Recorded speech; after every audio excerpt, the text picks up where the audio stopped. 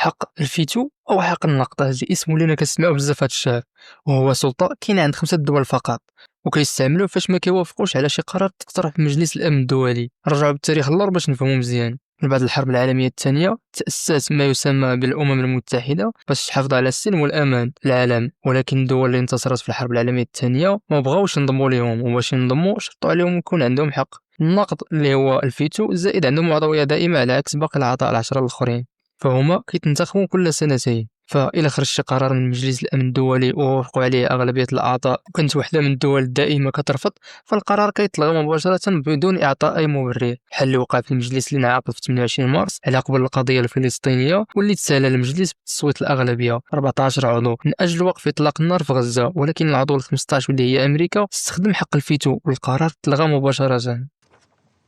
Those against. المعارضين.